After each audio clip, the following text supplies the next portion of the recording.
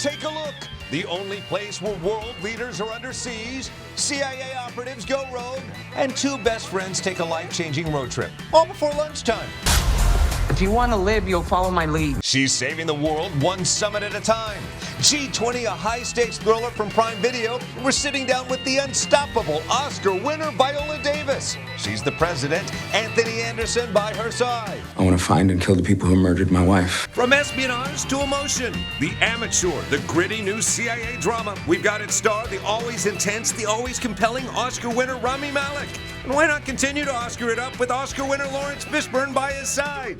I'm phasing him out. Why? He's a grown man who hides in trees. Take a deep breath, hit the open road, and laugh through your existential crisis. Sacramento is here. Michael Cera and Michael Angarano, who also directed, they're with us to talk about friendship, filmmaking, and Kristen Stewart in this quirky, sweet road trip to the California State Capitol. I thought you were heading towards saying something reassuring.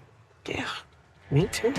World crisis, covert missions, emotional detours, whatever your mood, today's show's got the movie and its star. Let's take a look! I can't believe that. This Take a Look, so star-studded, so packed with stuff on the big screen and small screen, the open alone ate up almost all of our half hour. Well, that's the time. Thanks for coming. No, we have a big show today. Look, Minecraft just broke box office records, the highest grossing movie adaptation of a video game of all time. So preaching to the choir, because you probably all have seen that, let's talk about new stuff. It's my new friend to talk about new movie stuff with. It's Kelly Savannah Deaton. How are you? You're not my new friend. You're my new movie friend. So new movies headed to the box office. Where do we start? G20. No kidding. I love this movie so much, and, you know, on paper, this movie could have been horrible. Once you get Academy Award winner Viola Davis in it, Anthony Anderson, Emmy winner. Ramon Rodriguez, you know you got a full show. So let's get right to it. I sat down with the aforementioned President of the United States, played by Viola Davis, and Anthony Anderson to talk about it. Take a look. See you two. Yeah. Good seeing you. There were some distractions in the hallway, and as he was coming in, he had to stop and say, "If you'll excuse me, I got to go to work with the president right now." So I'll ask you, how was it every day on set, going to work with the president? It was amazing. It was amazing to work with Madam President, but I like to call her my wife. But you know what really stood out to me was that years prior to us even working on this, you can correct me if I'm wrong, when you got the script, I like to say she demanded me as her husband, but she asked for me to play opposite her in this film. And so hearing that, I knew I had to show up and show out for this woman who would not let me call her Viola or Miss Davis. I had to call her EGOT every day.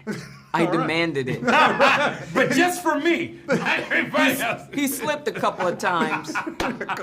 Did things get taken from craft services from you? Yeah, Yep, absolutely. But it sounds like the kind of demands and authority befitting of a president, don't you think? No, and no better person to play the president, yes. I've got to say, there is no movie that I have seen, and audiences will see this when they see it. You bring such authority and humanity to this. And I was going to say, I'd love for you to run, but your director told me that she mentioned that early on in production, you said, who would ever want to be president? Yeah, who wants that job? Not me. It's a lot of work. Yeah, it's a lot of work, you know, and juggling the motherhood on top of that. Sure. I just, you know, even in the movie, it was constant negotiating playing this role. Because, you know, it's not a character when you're playing the president that you could say what you want to say, do what you want to do, that the audience has to see that woman that they elected as president, that decision maker, that person who would jump through the plate of glass first. And so it was constantly negotiating that with the heart, with the fear, with the mamahood, you know, and that was a challenge. You know, it's a great representation, and so there's so many people waiting to have their moment of power, especially young women. What do you hope they take away, seeing you in this role? That they're capable. When you feel capable, you make people believe that you're capable, and then all of a sudden, that's when change happens. But the thing that you have to do before that, the journey is like busting out of all the definitions that people have put on you in the world. That you don't have to subscribe to them. you know, and I think that's it. But it's taken me a lifetime, I'm not going to say how many years, to do that, to be able to do that. And it's such a great representation. And on top of that, it's a lot of fun too. I can't wait for people to see it. They're going to demand more. So are we thinking G20, a second term? Yeah, baby. Nice to see you.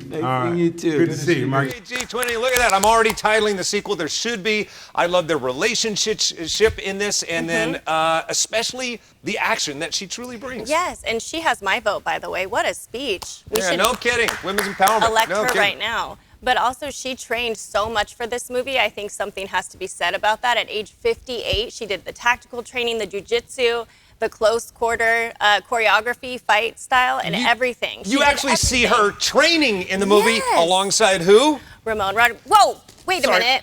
Where did you just pull Ramon that Rodriguez, from? who also plays Will Trent. Hang on, go back. Where did you just pull that from? I'm a huge fan. Like playing You just cards, I carry just carry this around? around with me anywhere. Okay. Just in case.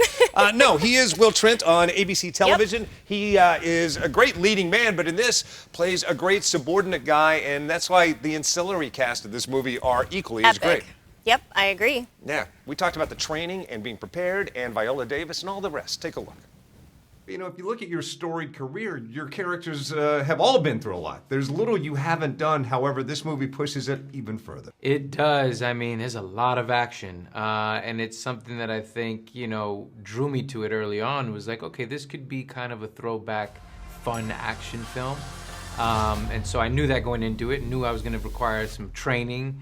And that was, I love that stuff, man. I enjoy being able to get physical and learn some new skills, and I got to learn some alongside Viola, that's kind of how we started our relationship. We first met was training. We were learning jujitsu together and doing some hand-to-hand combat. And I don't think anything can get you to bond quicker than having to roll on a mat together. Yeah, I'm saying. Trying to figure out some jujitsu moves. If you want to be alongside someone that you need to have trust with. That's right. Because your characters trust each other implicitly. Correct. So having trained with Viola in that way, they probably leaned into it. It was a great way to just develop that rapport and, like you said, that trust. And I wanted to ensure and make her feel like I had her back at all times. I was her ride or die. And that's who Manny is. You know, we see the lengths of what he's willing to go to. I kind of laugh because he just kept coming back. He just was not gonna give up doing his job, and it's very admirable and honorable, and I kind of love that quality. I love those qualities about him. Manny is a ride or die. We all need some Mannies in our We life. do. And it's so hard to go toe-to-toe with someone like Viola Davis, acting-wise, and he knocked it out of the park. I hope I don't plot spoil, but you do think, ride or die, you think he's gone, and then he keeps popping up like whack-a-mole. You Secret hit Manny Service. here, he pops up over here. Remember, also known as Will Trent on ABC television. You're going to carry that around for life, aren't you? I really do. I'm going to put it on eBay a little bit later on to put a there kid you through go. college.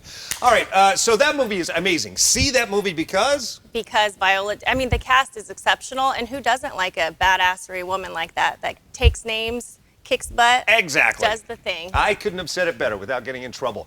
Equally good is the next movie. Another Academy Award winner. We're talking about Rami Malek, and another Academy Award winner by his side, Laurence Fishburne. We talk about the instant classic that is The Amateur. Next.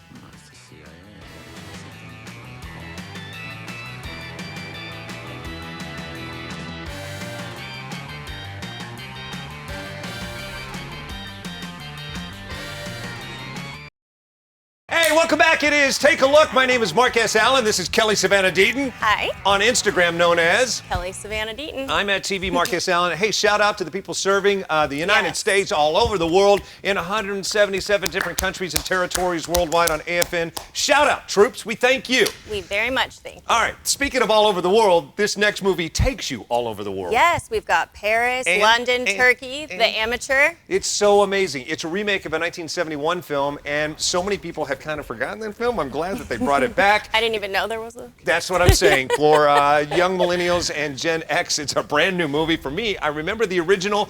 This one's better. I mean it in every way, largely because of the charm of not only Rami Malek, but oddly, chemistry between he and someone who technically he's not supposed to have chemistry with, Laurence Fishburne. I know, and I love that. He's the mentor for Rami Malek's character, Yeah. but he teaches him. They both teach each other towards the end of the film, and I love that aspect. Had a great time sitting down with him. Take a look. Exactly the Don't let me interrupt. Hi. You love this. Nice this to is, see no, you. No, nice to see you. Look at you today. I am doing good. Good to see you, baby. You too. You Thank too. you. It is so good to see the two of you together, which means we've got to have sequels. Oh. Not to give anything away, but if there was a chance for a sequel or a prequel. From your lips to the man upstairs' ears. I like that. Prequel even. Prequel is very nice. Yeah, That's good. Having thought that through, that probably would be possible. But back to the sequel thing. Let's make this happen. Anything is possible. Well, I mean, yes. Right. In So- today's world, go on. I walk in and you two are having a lovely conversation. You must have gotten on well on the set as well.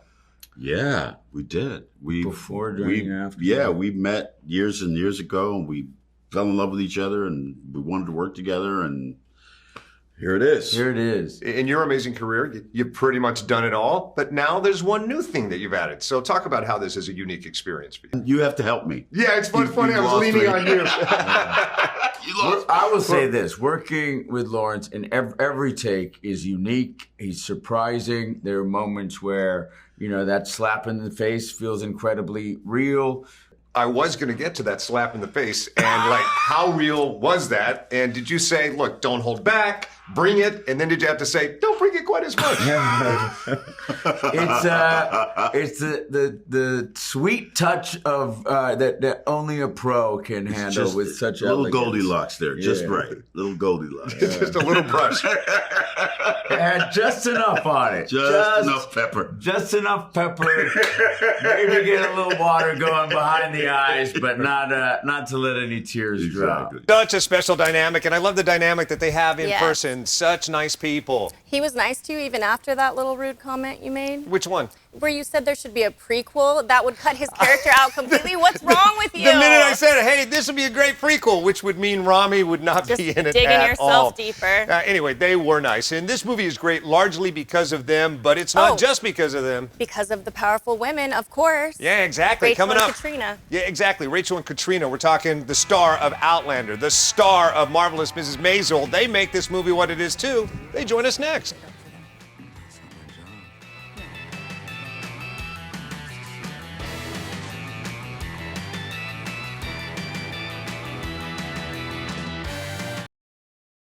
Hey, welcome back. It is Take a Look. Thank you so much for watching. If by chance you're watching on YouTube, don't forget to what? Like and subscribe. Thank you. All right, we're in the middle of talking about The Amateur. I hope during the commercial break you already bought your tickets. Regardless, see it on the biggest screen possible. You must. Especially IMAX, right? Yes, 100%. You can get the whole thematic experience. Yeah, take a look at The Amateur. It's so amazing, and it is international, like you said earlier, going to Paris, going to Rome. But the real secret weapon in this, not Laurence Fishburne, not Rami Malek, but back here to our show and tell, it would be Outlander star Katrina. She crushes it in this movie. Yep, and Rachel from The Marvelous Mrs. Maisel. Yeah, several-time Emmy Award winner. I talked to both of them. Look.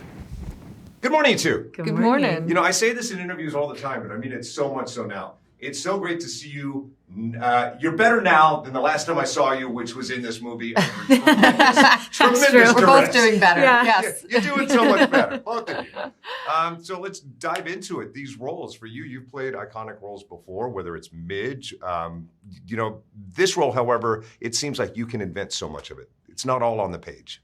Yeah, well, Rami and I had the opportunity to invent this relationship together. There's a little bit of a roadmap. This project was based off of a book.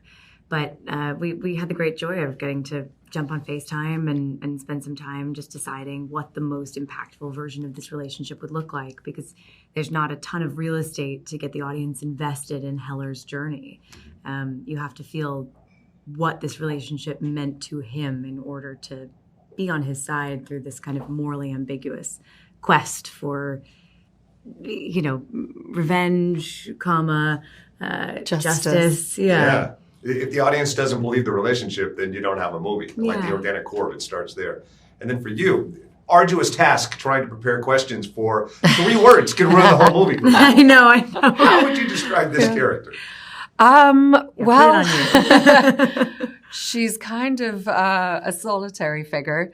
You know, what I really liked about Inquiline was here was somebody who has experienced a lot of loss, but has found a way, even though she's retreated from life, to kind of do something really heroic, which is this sort of quest of exposing corruption And, you know, when Heller and her meet, obviously they've had somewhat of a working relationship, but this is a very, you know, it was great to sort of fill in her backstory and her life and be able to have them meet on a place where they had this new level of understanding, which was this kind of emotional place of loss. And then much of the movie, Rami's out there fighting for your honor. So often you'll do a project and you probably are really self-conscious about seeing yourself. Much of this movie takes place out of your character's experience. Yeah. Are you able to enjoy it like an audience? And get swept up? It was the first project, this is insane, but it was the first project that I'm in that I'd seen in almost like 8 years or so the other night. Why? I don't watch my stuff. Oh, wow. But that actually made it such a great joy. It's really, I struggle with it because you're sort of going, well, I want to see what everybody else did. And so many people put so much hard work into this. And so, yes, it was, this one made it a little bit easier without giving too much away. Amen. And I've got to say, just in terms of like a partner in life, you give the best gifts to your spouse ever. Thank you very much. Congrats, you guys. Thank you so much. Thank you so much. Nice to meet you. Yeah, in case you wonder what that gift was, I don't think I'm plot spoiling a major plot point, but she's Rami Malek's wife, and in a way, she gives him a 1947 Cessna taildragger, which is the plane that I trained in. Oh, really? That's a true story. Connections. Or exactly. Maybe I related to wrapped around it. I'm getting hung up on one little thing about the movie. The rest of the movie is amazing. Yes. I say go see Amateur, and if I haven't said it already, see it on an IMAX screen or the biggest digital screen possible. Definitely. And you'll see Rami Malek lead an action movie where he's the action star, and it's incredible and unique, and we haven't seen this really before. There you go. So that concludes the big movie portion. Now let's talk about an independent film that also made its way into theaters. Yes. Shot in the California capital. Sacramento is the name of the movie and the setting for this film with Michael Cera. It is awesome, and we'll tell you why with the stars next.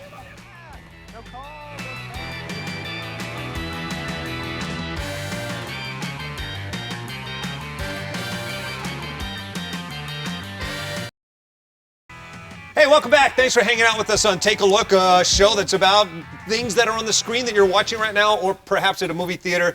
Up now, an independent film that should be straight to streaming, but it's in theaters, which is kind of cool. Yeah, I think it's amazing. We need more road trip buddy comedies. What do you mean?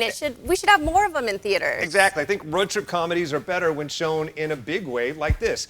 In 100%. these guys take a road trip from their hometown, Los Angeles, California. Frankly, I think that part was Burbank, all the way up to the California state capital of Sacramento. And I think the opening line of the trailer says kind of how the attitude is. Great. A long road trip to a place I've never wanted to go.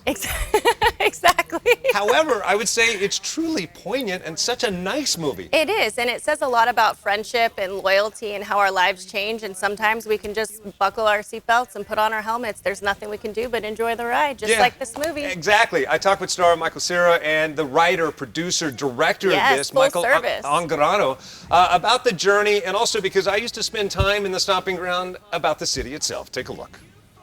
Look at that. Is that? Yeah. That's a real background. That's the real deal. I was just so nice. inspired that I took the road trip from LA to Sacramento just to visit, Nice. the Not many scattered people can do this ashes of with their your background. father. Look at that. Yeah, That's the lake. it. Or the river. Yeah. Everybody's going to love this movie. It is poignant. It is quirky. It is relentlessly endearing. Everybody wants to know, Michael, why Sacramento?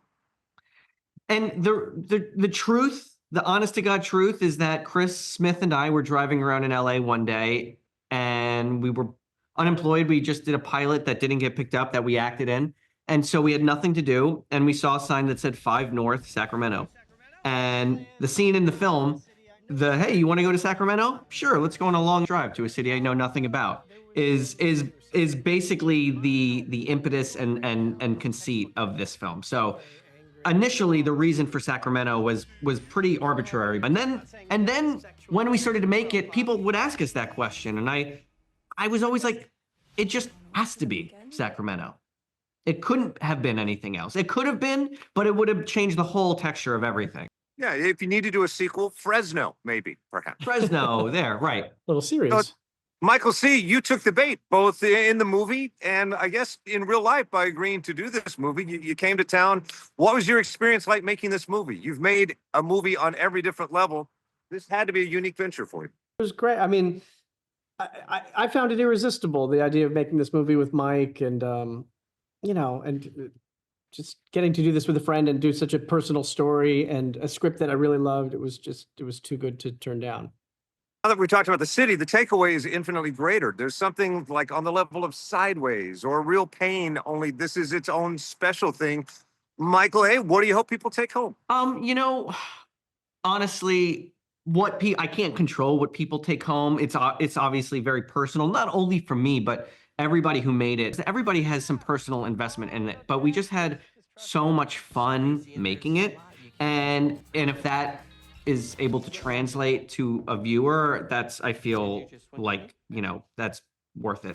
All I could really ask for. Congratulations, both of you. I've been interviewing both of you your entire film and television careers, and what a great honor to see you do this. Thank you. Thanks, dude. Appreciate Thanks it. for your time. Cheers. Yeah, cheers. I'm scared, really scared. Life is crazy, and there's a lot you can't control. But what? I thought you were heading towards saying something reassuring. Yeah, me too. I love that. And the whole reason I was up at that bridge, a climactic moment happens in the movie right there. And also, trivia, a lot of the LA scenes were also shot up there in Sacramento. I didn't know you could do that. No offense, but representing some dumpier parts of LA. I agree. And also, I love that you brought up A Real Pain, and that's very similar to this movie, whereas that movie, A Real Pain, is about accepting grief and trauma, whereas this one's about fatherhood and coming of age. It's so true. It's so and true. written during a time they started having kids in real life. I love all right, that. check out all the movies and check us out. Be sure and like and subscribe on YouTube. Yep. And I got to get a beverage. Have a great rest of your day. Bye. Right on, you.